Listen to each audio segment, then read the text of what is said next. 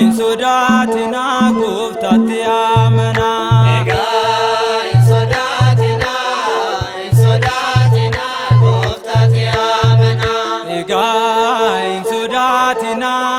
in sodatina goftatti amana mana kristiyaana keenya bakka garagaraatti gubatee fi ummata kristiyaana keenyarraa miidhaa ga'e hundumaa maqaa waldaa dukkobootaadhaan gaddanutti dhaga'ame ibsuun barbaada. Waan amma mana kristiyaanaa keenyarraa ga'ee jiru xoofoo abboonni keenya kanaan dura dhugaa turan keessaa dhuguu keenyaaf qorumsa kanaan dura abboota keenyarra ga'aa ture keessaa carraa kan argannee qorumsa kana keessaa hirmaachuu keenyaa fi mootummaa Waaqayyoo kan ittiin dhaalluu fi qoramnee qulqulloofnee ittiin dabarree mootummaa Waaqayyoo kan dhaallu waan ta'eef kan tokko kan nama gaddisiisu osoo hin taane kan nama gammachiisu ta'eetu argama. Amantaa sagantisee gaafa miliyoona adda amantaa sagantisee namni bahu namuuyyuu dubbanne manni kiristaanaa baddee jedhes namuun dubbanne har'a garuu gaafa hubachuun mana kiristaanaa dhagahamu addunyaan hundi akka waan hubateetti namoonni caalatti dubbatanii. Baay'inaatiin parsantii 90 jechuu dandeenya. Barcumarra kan jiru tajaajilatoonni miidhagfamna. Kanaaf iyyuu kan wal fakkaatu wal barbaada. Gooftaan diidachaasa. Ortodoksummaan sabummaa hin lakkaa'u. Amaara ta'anii ortodoksiin ta'uun ni danda'ama. Tigree ta'anii ortodoksii ta'uun ni danda'ama. Akkuma kana immoo Oromoo ta'anis ortodoksii ta'uun ni danda'ama. Garuu namoonni baay'een Oromoo ta'anii ortodoksii ta'uun hin danda'amu kan jedhan jiru. Utaalos adda rukutaa. Erga abbaa keenya Yihuudaa boqonnaa tokko lakkoofsa 3 irratti yoo dubbisu yeroo tokko qulqullootaadhaaf kan kennamte amantaadhaaf akka wareegamtanidha. Akka qabsoo raawwatanidha. Isinin kadhadha jechuudha. Saba tokkodhaan Qomoo tokkodhaan hundaadhaaf waan ta'edha. Saboonni keenyas uummanni keenyas amantaan ortodoksii kan keenyaati. Yoo bataskaanni nagaa taate biyyi nagaa ta'uu dandeessi. Yoo masgiidi nagaa ta'eeti biyyi nagaa ta'uu dandeessi. Lolli amantii ka'eennaan garuu rakkoodha. Gargaarsa manneen kiristaanaa hubatan kana taasisuu irratti yeroo dhiyoo keessatti deemsa hafuuraa qopheessudha. Kallattii garaa garaatiin gargaarsa meeshaalee ta'uu danda'a, meeshaalee qulqullaa'oo ta'uu danda'a, gargaarsa uffata kiristaanota aadaa ta'anii ta'uu danda'a. Gama kanaan yeroo dhiyoo keessatti deemsa hafuuraa akka taasisnudha. Abbootiin keenya yeroo ammaa kan maal jedhu kiristiyaanii fi mismaar yeroo rukutan ni jabaataa malee ni laafa jedhamu. Kanaaf ni jabaata waan jedhameef bakka jirrutti kiristiyaanonni hundumtuu jabaannee bataskaana gubata ijaaruudhaaf qophoofnu. Gaaf tokko dubbattoo yommuu deegamoo galmisaa osoo nu jirru ilmaansaa.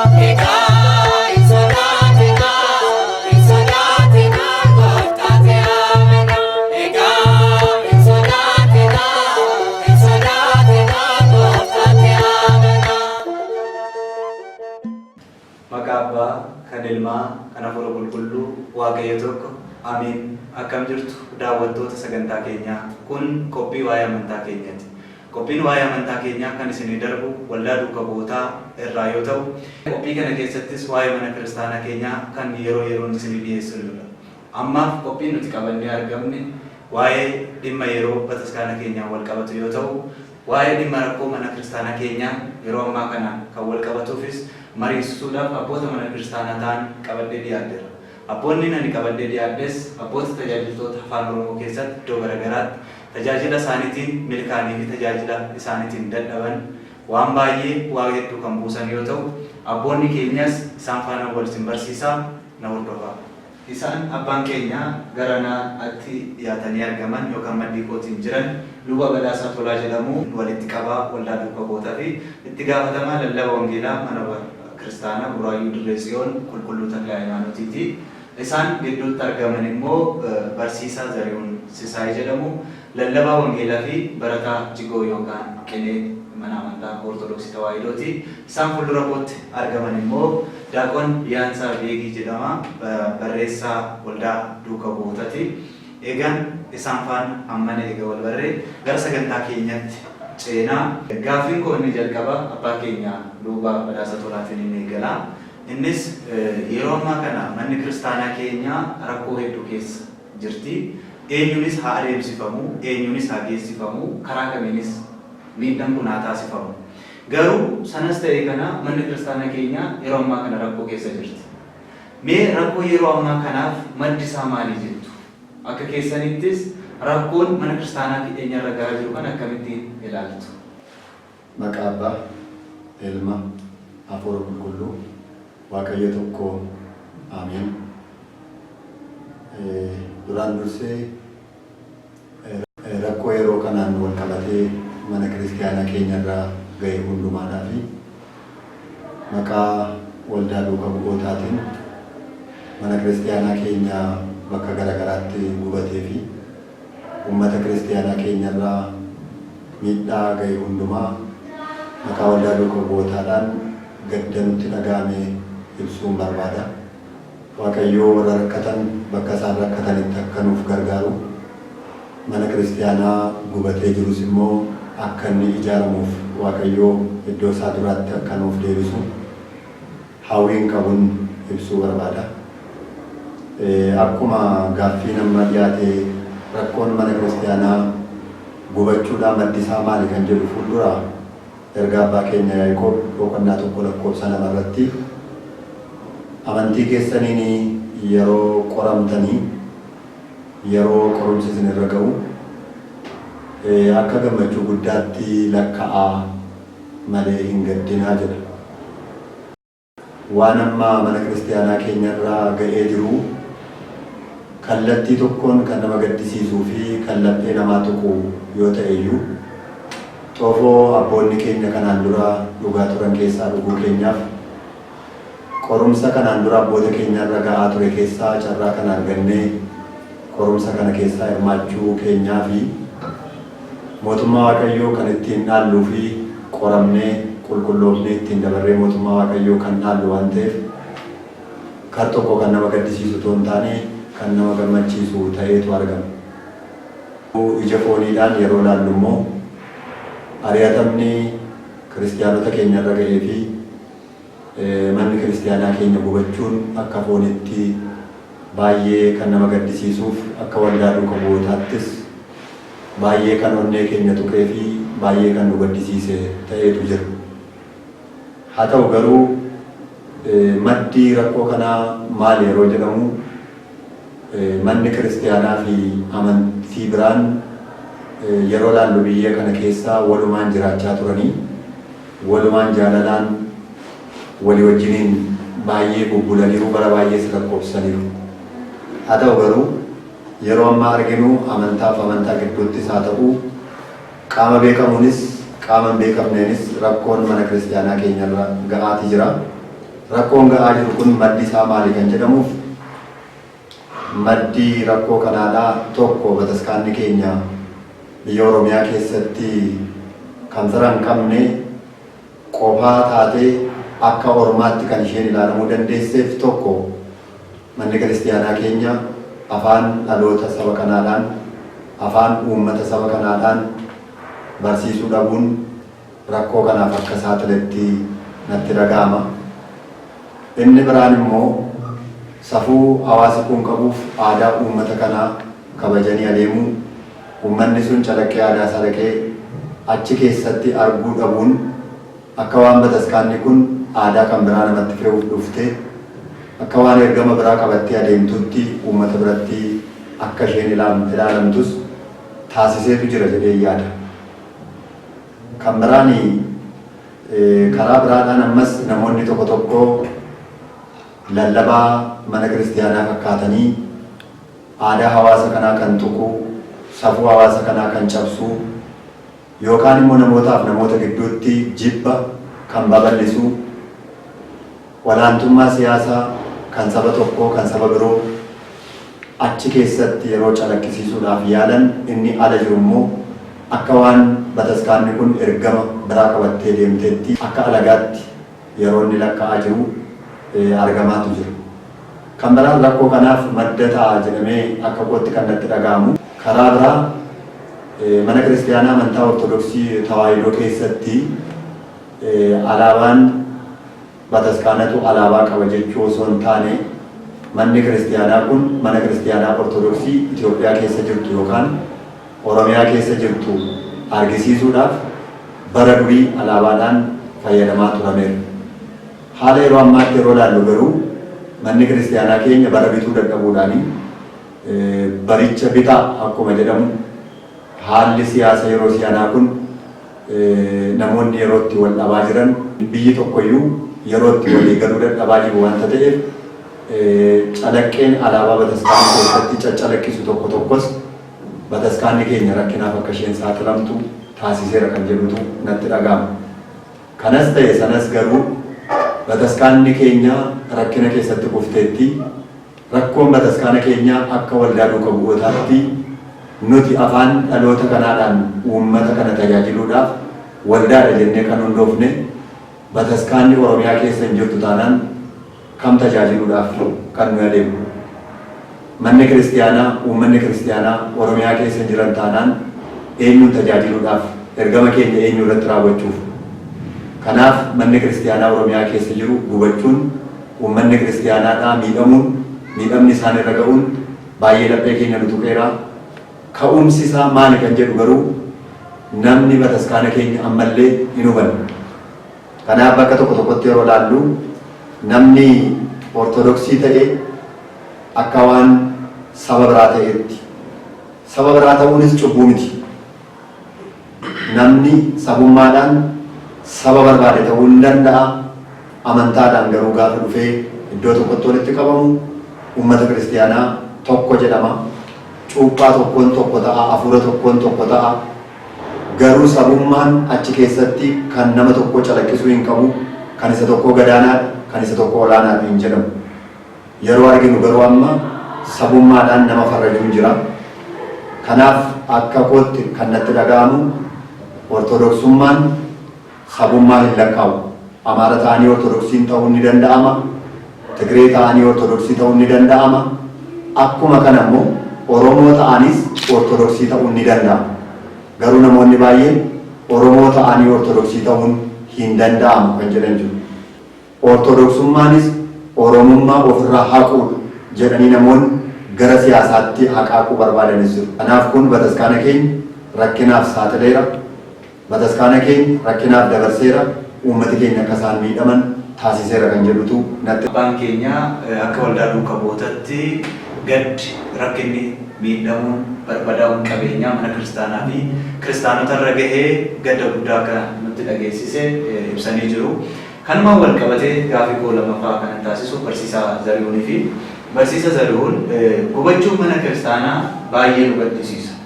Baay'eetti gaddineerra akkuma abbaan keenya ibsanii. San caalaa garuu mana kiristaanaa gaafa ibsinu hiikaa isaa gaafa teessisnu kutaalee sadii. Mana kiristaanaa jechuun tokkoon tokkoon laphee kiristaanotaati. Mana kiristaanaa jechuun walitti qabama kiristaanotaati. Mana kiristaanaa jechuun gamoo manni kiristaanaa keenya ijaartudha. Kuni sadan osoo hin jiru baduun yookaan gubachuun tokkoon tokkoon dhala namaa amantaa isa gadhiisee gaafa miliyoonaan lakkaa'amu amantaa isa gadhiisee namni bahu namuuyyuu hin dubbanne manni kiristaanaa baddee jedhes namuu hin dubbanne. Har'a garuu gaafa gubachuun mana kiristaanaa dhagahamu addunyaan hundi akka waan gubateetti namoonni caalatti dubbatanii jiru. Kana gaafas hin jedhu gubachuun mana kiristaanaa nu gammachiisa jechuu qoomiti. Ija sanaan yoo ilaaltu akka barsiisa tokkootti isin maaltu isinitti dhagahama yookaan immoo maal teessistu isa kanarratti? Duraan dursee akka waa'ee har'ina yookaan immoo rakkina mana kiristaanaa keenyaa akka mareenuudhaaf Waaqayyo dafee caawuu irraatii dhiiga dhangala'u irraatii nu tiksee sa'a kanatti nu ga'ee waa'ee isaa akka maranidha. Kan nuuf eeyyame maqaan Waaqayyoo haa galatamu. Akkasumas deessuun haadha isaa Dubara Maariyaamidha. Galanni ishee haa ta'u. Manni kiristaanaa keenya yeroo gubattu kan akka mana kiristaanaa keenyaatti akka barnoota macaafa qulqulluutti kiristaana jechuun maal jechuudha yeroo jennu kutaa sadiitti ilaallee akkuma isin kaastan kutaa sadiitti ilaalla. Inni jalqabaa mana kiristaanaa kan jedhamu laphee tokko tokkoon keenyaati. Inni lammaffaa immoo walitti qabamsa uummattootaati. Inni sadaffaa gamoodha. Har'a gamoon keenya akka gubatudha. Manni qulqullummaa keenya akka gubatudha. Jalqabaan keenya tajaajiltoota keenyadha jechuudha. Uummatan tajaajille, uummatan barsiisne, uummata karaa isaan agarsiisne. Kanaaf uummanni ofiin isaa manni isaa diigamee ture jechuudha. Maal jedhaa raajaan Haageen macaafa isaa irratti boqonnaa 1:8tti qabne ogummaa manni koo diigamees yeroo teessanitti jedha. Manni Waaqayyoo kanneen diigamee ture. Uummanni afaan isaatiin barachuu dhabuudhaan amantaa kana gadhiisaa ture. Isa kana irratti namoonni dubbachaa ture. Yookaan immoo afaaniitiin barsiisuun, afaaniitiin lallabuun sun akka cubbutti ilaalamaa ture jechuudha bara dheeraadhaaf. Kanaaf iyyuu yeroo dheeraadhaaf amantaaf siyaasni wal qabatee ture. Amantaan siyaasni wal qabatee kan ture kun immoo har'a amantaan ortodoksiin hankoodha jedhee fudhachuudhaaf Oromoon itti ulfaatee jira jechuudha. Akkasumas immoo namoonni badaa jiru jechuudha. Amantaan kun kan koomtee jedhan badaa jiru jechuudha. Kanaaf iyyuu immoo abbaan arganii abbaa deebisu. Gorsaan arganii nama barsiisu. Kanaaf iyyuu manni kiristaanaa kun baduudhaaf yookaan itti gaafatamtoonni Waaqayyo akkuma dubbate Phexrosiitiin harka yookaan immoo dhiiga uummata kosirraatiin barbaada akkuma jedhe uummanni baduu kanaadhaaf itti gaafatamtoonni jalqaba manni kiristaanaadha jechuudha. Kanaaf iyyuu manni kiristaanaa abbootiin keenya yeroo dhiman gaamoon yoo ijaarame borni diigama. Garuu manni qulqullummaan ishee dhugaa fakkeenya Sillaaseetiin kan uumamte yoo itti ijaaramte yoo hojjetamte bara baraadhaan jireenya qabu jedhamee dubbatamudha. Rakkoon guddaa yookaan immoo manni kiristaanaa akka gubatudha. Manni kiristaanaa akka bareeda kan nu taasise inni guddaan uummata irratti hojjechuu ibsudha. Yookaan immoo gaamoo sadan keessatti mana kiristaanaa mana qulqullummaa keessatti ishee tokko kan taate namoota tokko tokko irratti hojjetamu dhiisuun kun namni akka inni badu, namni akka inni gubatu, namni akka inni Waaqayyo faana wal lolu taasiseera jechuudha.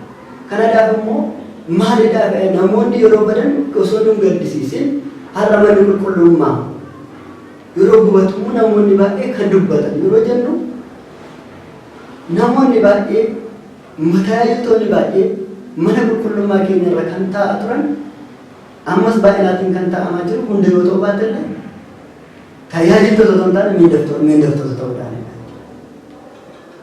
waa'ee uummataadhaaf yaaduu dhiisuudhaan uummanni yeroo barbaadu tokko itti fakkaannee jechuudha. Har'a garuu hundatti fuudhamee rakkanne jechuudha. Kanaaf iyyuu inni kun jalqaba ta'uu danda'a. Karaa ta'uu yoo kanatti dhufne immoo uummata barsiisuun nu barbaachisaa ta'an isaati. Baay'inaatiin keessumaatti afaan irratti yeroo baay'ee yeroo ka'u afaaniitiin barsiisuun akka cubbuutti kan ilaalamu. Yeroo baay'ee caqasni caqasamu seera uumamaa boqonnaa 11 irratti kan jirudha. Waaqayyo kottaa habuun afaan isa tokko akka dhageenye afaan isa tokko walitti haamalu kan jedhu sirriidha barraa'ee jira. Abaarsaadhaaf barraa'eedha. Sirriidha nan fudha. Bara meeqa keessoo kan yoomii yeroo inni kakuu moofaa keessadha. Isa abaarsaadhaaf afaan kun qoqqoodama kan immoo Waaqayyo gooftaan keenya Yesuus Kiristoos bu'ee samii irraatii gadi bu'ee addunyaa kana irra barsiisee hojii isaa jalqaba duukaa bu'uudhaaf afur qulqulluu rabbusetti afaan kana eebbisee afaan tokko beeku kan turan afaan meeqa akka barsiisan ta'an afaan 70 akka barsiisan ta'anii jechuudha. Ammas afaan Oromoo qofaadhaaf osoo hin taane dubbachaa kan jiru saboonni baay'ee waa'ee amantaa Ortodoksii kan hin beekne garuu aadaadhaan kan deddeebi'an jiru. Booda iftaan isaan bira deemuudhaaf isaanis baduu ooluu isaan jiru. Kanaaf iyyuu manni amantaa keenya ammus afaan irratti uummata irratti hojjechuun dirqama nurraa jira. Kana ta'uu baannaan kanatti walitti kan hin jedhamne tokko jiru jechuudha. Lammataa irratti immoo uummanni keenyas baay'inaatiin nama uffata uffatee yookaan immoo naxalaa uffatee nama deemuutiin akka kumoo biraatti ilaalla. Kun immoo maal jechuudha? Amantaan keenya ta'e osoo jiru Waaqayyo amantaa hunda keenyaadhaaf kenneera. eenyudhaaf miti. Amaaraadhaaf, Oromoodhaaf, Guraageedhaaf, Tigreedhaaf miti. Ergaa abbaa keenya qulqulluu Yihudaa boqonnaa tokko lakkoofsa 3 irratti yeroo dubbisu yeroo tokko qulqullootaadhaaf kan kennamte amantaadhaaf akka wareegamtanidhaaf akka qabsoo raawwattanidhaaf isiniin kadhadha jechuudha kan dubbata jechuudha. Saba tokkodhaaf hin jiru, qooma tokkodhaaf hin jiru, hundaadhaaf waan ta'eedhaaf saboonni keenyis uummanni keenyis amantaan ortodoksii kan hunda keenyaati. Kanaafuu kanatti amanuu qabna. Qabeenya keenya kan taate amantaa keenya immoo dabarsinee namaadhaaf kennuu dhiisne amantaa keenyatti cimnee yoo dhaabbanne warreen gubatan warreen badanitti deebisuu dandeenya. Ammaadhaaf garuu gabaabumatti manni amantaa keenya abbootiin keenya yookaan namoonni tokko har'a yeroo manni qulqullummaa maaliif gubatu yeroo gubatame yeroo namoonni badan maaliidhaaf hin dubbanne yeroo jedhamu afaan isa dubbatamu kana cubbuutti waan ilaalanidha jechuudha. Kanaafuu afaanitiin barsiisuun afaanitiin barachuun cubbuu osoo hin taane Waaqayyo eebbisee duukaa buutaadhaaf kan kennu yeroo waan ta'eedhaaf namoonni inni kaan warreen gubaa jiran jecha isaanii waan hin dhageenyeedhaaf afaan tokko jecha tokko qofaatu amantaa mana amantaa keessatti waan lallabamuudhaaf hankeenya miti. Hankeenya hanga taanatti immoo ni balleessine jechuudhaan raawwannaa kana raawwachaa jiru waan ta'eedhaaf ammaati garuu qabnee garuu cimnee irratti hojjenne uummanni maal barbaada? Maaltu bu'uunutti isa jiru of ilaallee sirreessuu qabnee jedha. Tole barsiisan keenya yaada bal'aa nu laatanii jiru. Keessattuu manni kiristaanaa gaafa jennu tokkoon baduun dhala namaalee nu yaadessuu akka qabu dhiphachuus akka qabnu ergaa baay'ee nu dabarsaniiru. Gaaffiin koo kan itti aanu obboleessa keenya daaqoon biyyaansa biratti hin darbaa. Gaaffiin koo kanan si kaasu tokko obboleessi keenya kan amma dubbatan irratti wanti dabaltu yoo jiraate hubachuu mana kiristaanaa irratti qofamaaf xiyyeeffannaa baduu tokkoon kiristaanotaa irratti ergaan dabaltu yoo jiraate. Inni lammaffaan immoo torban darbe namoota tokko biraa gaaffiin ka'u jira. Yaadonni bal'inaan mul'atanis hin jiru. Innis maal inni gubachuun mana kiristaanaa kuni naannoodhaan maa murtaa'e? Maaliif yoo jenne qabsoo yoo ta'e Oromiyaa keessa yoo fudhanne naannoo Amboottis dubbatamee ture siyaasaan yoo wal qabsisnu Wallagga keessattis wanta akkasii qabsoon siyaasa addunyaa baay'ee ni babal'ata. Garuu gubachuun mana kiristaanaa yeroodhaa gara yerootti hammuma siyaasni addunyaa ka'ee naannoodhaan murtaa'ee Baalee, Arsii fi Harargeetti bal'inaan argina. Isa kana ija amantaatiin yoo ilaaltan maal isinitti fakkaata? Egaa rakkinni mana kiristaanaa keenya irra jiru waggoota dheeraa fi keessumaa uummata Oromoo biratti mana kiristaanaa keenya afaan uummatni kun dhagahu qooqa uummanni kun hubatu ni irratti hojjechaatiin ture. Suni maal agarsiisaa waggoota hedduudhaa fi lapheen namaa manni kiristaanaa laphee namaa akkasumas gamoo mana kiristaanaa fi tokkoon kiristaanotaati. Tokkoon kiristaanotaa baroota dheeraadhaaf ari'amaa akka turan hundi keenyaa ni beekna. Kallattii kanaan immoo kiristaanota hedduu akka dhabne waggoota hedduudhaaf kiristaanonni hedduun amantii ishee qulqulleettii kana gadi lakkisanii mana kiristaanaa haadha isaanii mana kiristaanaa kanarraatii akka gara hin taanetti deemaa turanii. Otoo dhugaa beekanu dhugaan manni kiristaanaa daandii ishee sirrii akka taate otoo beekanu sababa qooqan dhageenyeef sababa ergaan garaagaraa bifa kallattii ta'een osoo hin taane al kallattiidhaan amantaan kun kan saba kanaati malee kan saba Oromoo miti jechuudhaani mana kiristaanarraa akka bishaanii dhangala'aa turani. Yeroo sanatti manni kiristaanaa immoo qooqa uummanni kun dhaga'uuni dhaqqabuudhaaf gubachuu mana kiristaanaarra iyyuu yeroo sanatti namoonni sun isaan mana kiristaanaa namoota yeroo sana turanis haa ta'u inni yaaddeesse. Kun immoo maalitti agarsiisa manni kiristaanaa keenya kallattii isaanii irratti hojjechaa kan jiru. Har'a gaafa dhaabannee ilaallu yeroo addaa kana hubannee gaafa ilaallu manni kiristaanaa keenya hubachuu ishee kiristaanota tokkoon keenyaa nu yaaddessa. Hundeen kanaa maali kallattii garaagaraatiin namoonni kallattii garaagaraa keessa jiranii yaadota garaagaraa kennuufii danda'u. Nuti garuu akka kiristaana tokkotti gooftaan keenya Yesuus Kiristoos gaafa isaa turetti akka qorumsatti hin gallee fi jabaadhaa kadhadhaa jedhe. Kiristaanni yeroo hundaa kadhannaadhaan yeroo hundaa diinaafis haa ta'u firaaf kadhachaa wal yaadachaa jaalalaan jiraachaati kan inni jiraachuu qabu. Jaalalaan wal yaadachaati kan inni jiraachuu qabu. Garuu haalli yeroo ammaa kun jiru haalli yeroo ammaa hubachaa jiru kuni kallattii garaagaraatiin sabaa walitti nama buusuudhaaf manni kiristaanaa dhuguma akka amantaa saba Oromoo kan hin taane mirkaneessuudhaaf manuma kiristaanaa keessa ta'aniitillee warreen shira garaa garaa labsan baay'een isaanii jiru. Waan miidiyaa qabaniif kan shira garaa garaa labsanii jiru jechuudha.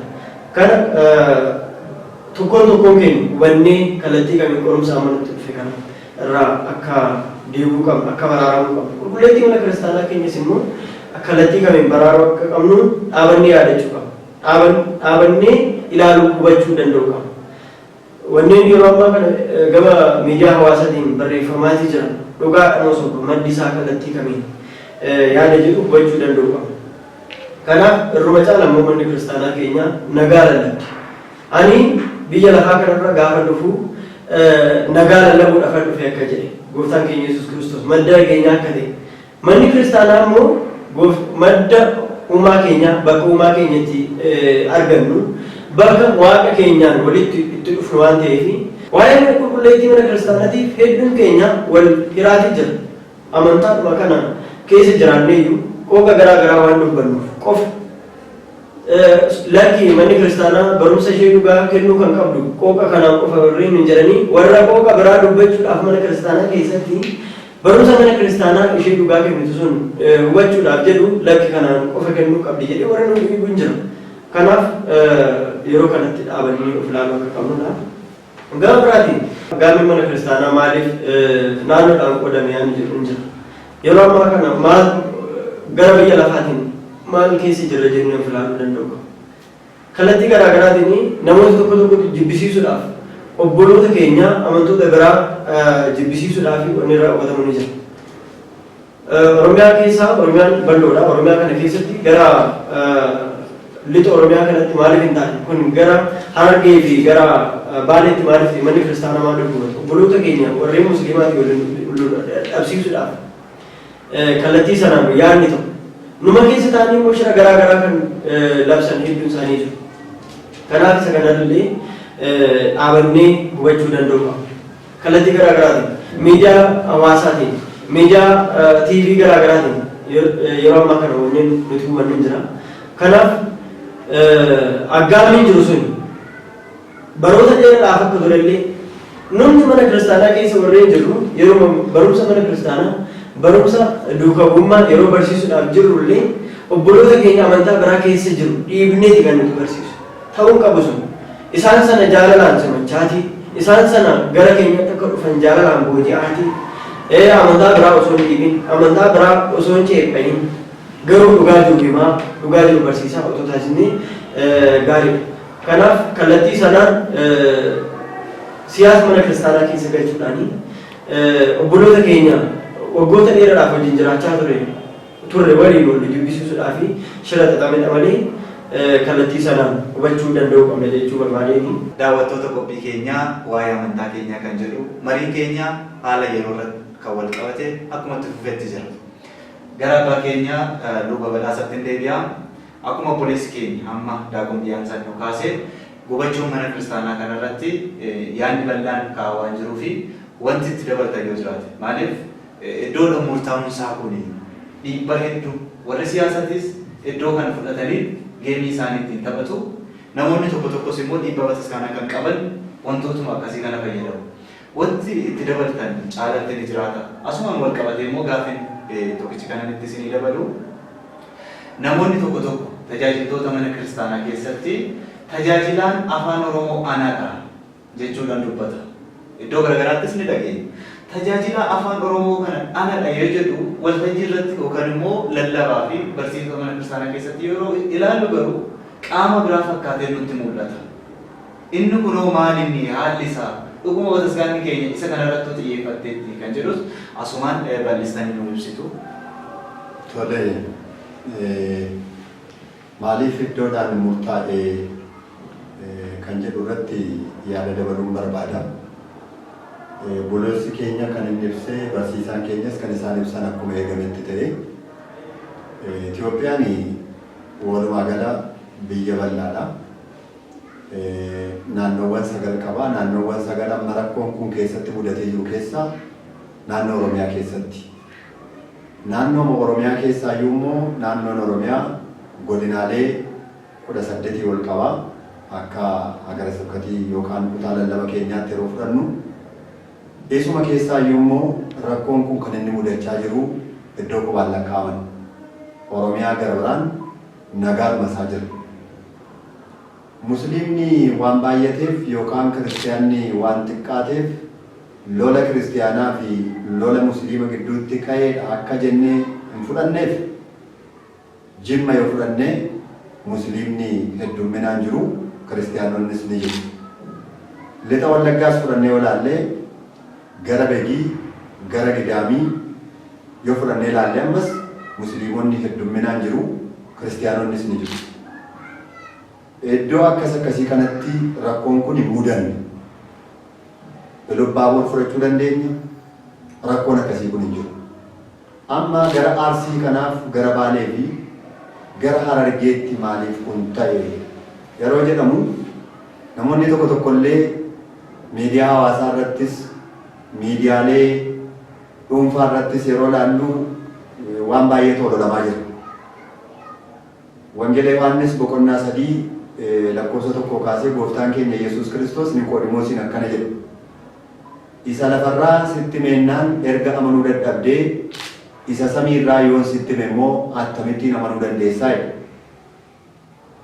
Isa hin argamne walitti himuuf isa argamu walitti himuun dirqamadha.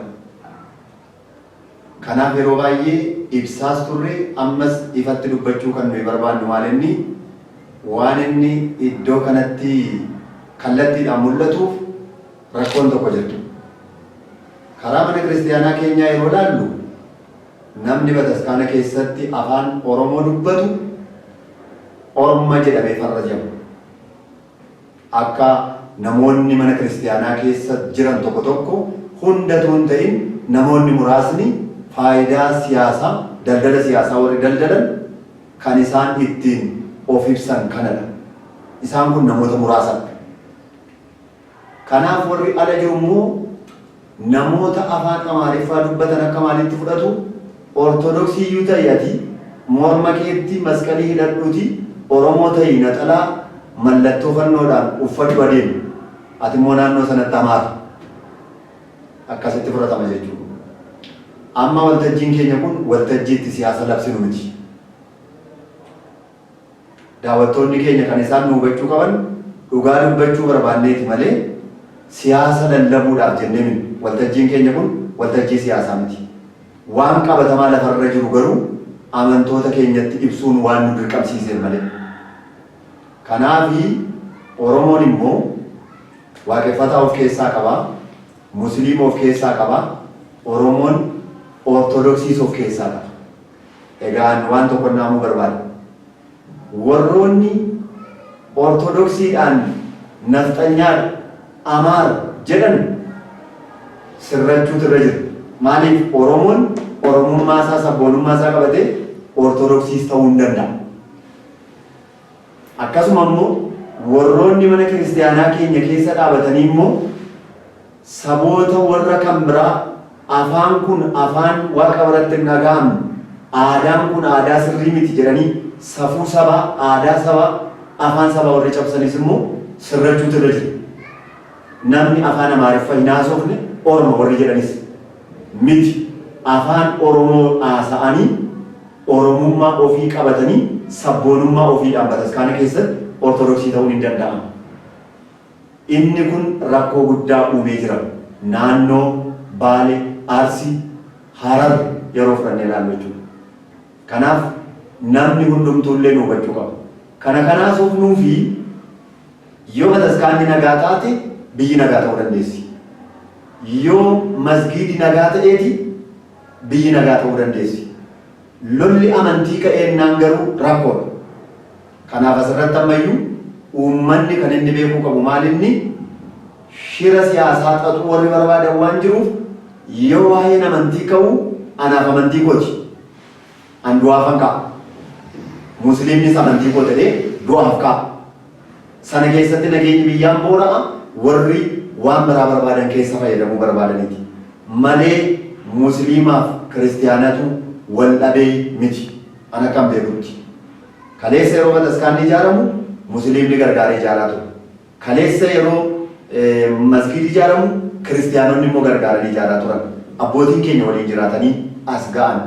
Inni ammaa kun garuu wanti kiristiyaanonnis itti beekuu qaban obbolaan keenya warri kan biroonis immoo kan isaan itti beekuu qaban maal inni walitti nu buusuudhaaf miira keessa nu seensisuu kan barbaadantu jiru. Kiristiyaanummaan immoo miirummaan kan socho'an miti. Akka fakkeenyaatti kaasuu dandeenya. Miidiyaa hawaasaa gidduu kana darbaa ture irratti Harargeedhaa manni kiristiyaanaa hin gubate jedhamee suuraan isaa maxxanfamaa ture. Mana kiristiyaanaa Itoophiyaa keessatti yookaan Oromiyaa keessatti gubate miti. Gibsitti kan raawwate ture. Isa Gibsitti raawwate sana fidanii mana amantaa Ortodoksii gubate kaa'aa jedhanii yeroo nama kaasan manni kiristiyaanaa gubachuun nama gaddisiisu jechuu miti. Hammam namni kun nama kana walitti naquuf akka inni ka'e beekuutu nurra jira jechuudha. Kanaaf ammayyuu kan beekamuu qabu maalinni kan inni iddoo tokkotti ta'e namoota keenya walitti buusuudhaaf yaalameeti wanta ta'eef asirratti tasgabbiin hin barbaachisa kan jedhu kaasuu barbaada. Gaaffiin inni itti aanu kan na gaafatame namoonni afaan Oromoo kan tajaajilu anadha malee nama biraa hin ilaallatu kan jedhan ni jiru. Kan jedhu kana murtoo isaa hawaasaaf dhiifne. Sababni isaa har'a yeroo dirreen wal qixxee ta'etti, har'a yeroo waan hundumtuu mijatetti, har'a yeroo waan hundumtuu haalli mija'aa ta'etti anis afaan Oromoodhaan tajaajila, anis afaan Oromoodhaan tajaajila kan jedhu waldoonni garagaraas kaa'anii jiru. Namoonni dhuunfaanis fiigaa jiru. Murtoo kanaa hawaasaaf dhiifne. Uummata keenya Oromoo Ortodoksii ta'eef dhiifne. Waan hin jedheefi waldaan duuka bu'ootaa har'a waggaa 8ffaa isaati kan inni kabajatu bara kana. Waggaa 8 irraa waldaan duuka bu'ootaa yeroo dhaabate afaan Oromoodhaan namni haasa'u abaawoodha jedhee hidhama. Yookaan taaddisoo maqaan jedhu kun dhiyoo kana bahe. Yeroos maqaan taappellaa godhanii namatti laxxafan taappellaa siyaasaati. Hin danda'amus bataskaana keessatti. Kana hawaasaaf murtoo isaa dhiisuun gaariidha. Har'a garuu dirree sirnata irratti hundumtuu qeerransa ta'e. Namatti tola. Qulqulluu Phaawulos akkana jedhe. Waa'ee Aphiloosii fi waa'ee Keefaadhaa fi waa'ee Waaqayyoo yeroo bukkee qabee dubbatu tokkon dhaabee tokko bishaan itti naqee Waaqayyo immoo guddisee jedha. Nuyi maaliif akka waldaa duuka bu'ootaatti beekamtii dhabne kan jedhu hin qabu. Laphee hawaasaa keessaa beekamtii qabna nuyi. Laphee hawaasaa keessa jirru rakkoo hin qabu. Hawaasni hin beekamu. Eenyu akka yaadaa ture, eenyu akka dhiphachaa ture, eenyu akka hojjechaa ture ni beekamu. Har'a garuu nutu itti aanaa. Saba kanatti nutu aanaa. Warri kun beekamtii iyyuu hin qabanii. Nutu hojjechuudhaafis beekamtii qabaa. Nutu caala kan jedhan jiru. Nuyi akka waldaa duuka bu'ootaatti ammayyuu xinnoodha. Hin caallu nuyi hundumaa gadii jedhu. Maaliif kiristiyaanummaan gad of qabuudha waan ta'eef. Kanaafi namoonni har'a nutu itti aanaa saba kanatti hin tajaajillaa jedhanii adeemaa jiru. Ba'ees garuu waan tokko dhaamuu barbaada. Kitaaba afaan Oromoo maxxansuun tajaajila afaan Oromoo nama taasisu. Maaliif afaan Oromoo haasa'u yoo ta'e raadiyoon ni haasa'a, televezyiiniin ni haasa'a, namni sabni biraanis ni haasa'a afaan Oromoo. Garuu namoonni afaan Oromoo qulqulleessanii barreessuu hin dandeenye, dubbachuu illee hin dandeenye, maallaqa argachuuf galii isaanii guddifachuudhaaf warri afaan Oromoodhaan kitaaba maxxansaa turan iyyuu har'a akka waan saba kanatti aananii anatu kana hojjetee jedhanii yeroo isaan fiigaa jiran jira. Daldalliif tajaajilli tokko miti. Daldalaaf itoo ta'e maanuyyuu dhuunfaa keenyatti iddoo guddaa keenya ture. Saba tajaajiluudhaaf galii galfachuudhaaf adeemuun garuu wal duukaan adeemu. Kanaadhaaf har'as namoonni baay'een tajaajila kanaafi yeroo kaleessa durgoon yookaan kaffaltiin namaa hin kaffalamne tajaajila tolaadhaa yeroo tajaajilamaa ture tajaajilaan afaan Oromoon jiru. Har'a yeroo haalli isaa mijatee maallaqii guddaa guddaadhaan kaffalamuun gaafa jalqabamu garuu hundumtuu ani tajaajila afaan Oromoo jechuun heddummaate. Baga nagaan dhuftan fayyaa ta'a waliin nu haa jabeessu jenna warra akkasii. Kanaadhaaf amma kan itti aanu ana kan irraa achisi immoo ana kan jedhu tun ta'in mee hundumti keenya garaa keenya qulqulluu mana kiristaanaa tokkitti Oromiyaa keessa jirtu kana hambisuudhaaf hunduu ga'eessa haa ba'u haa tattaafatu. Amma nuyi fira horanneerra jechuudha kaleessa qofaa ture. Amma garuu fira horanneerra garuu akka diinummaatti nun ilaalinaa rakkina kaleessaa dabarsee kan dhufee as ga'ee hawaasi beekaa. Kanaaf hawaasa kana ituun dallansiisin ana caala kan jedhu uummata irratti of agarsiisuutu hin ta'in kan caalu Waaqayyo ta'uusaa hubanne tajaajila keenya ittaafuuf nu malee akkuma ati jette amma si'ana lakkii waldaan duuka bu'ootaa kuni beekamtiis hin qabanii tajaajila kanatti sinaananii kan itti aanu nuyi kan jedhanii amma rakkoo tokko yeroo arginu waldaa keenyarra godinaalee tokko keessatti ijoollee keenya rakkoon kun namaa jira. Hawaasa irratti hin dhiisu garuu. Kanaaf hawaasa kun waan beekuuf irratti hin dhiisu ijoolleen keenyas hamileedhaan tajaajila isaaniitti fufuu qabu. Waa'ee caalmaatu hin ta'in waldaan duuka bu'ootaa ammayyuu xinnoodhanii ol of hin qabnu tajaajila keenya ittuma fufuu nu wayya kan caalu Waaqayyotu beekaa. Hawaasaaf dhiifna murtoo kanaa kan jedhu ibsuu barbaada. Egaa kabajamtoota daawwattoota dhaggeeffattoota keenyaa kun akkuma nama isinii dhaama ture marii abboota keenyaa waa'ee amantaa irratti taasisnee kutaa tokkoffaasaa kanumaan xumurra. Abboota keenyas waa'ee mana kiristaanaa keenya irratti mari'achuudhaaf iddoo kanatti nu argaman maqaa Waaqayyootiin ulfaadhaa jechaati. Isinis kutaa lammaffaasaa akka abdiin nu eegdan maqaa Waaqayyootiin isin affeerra.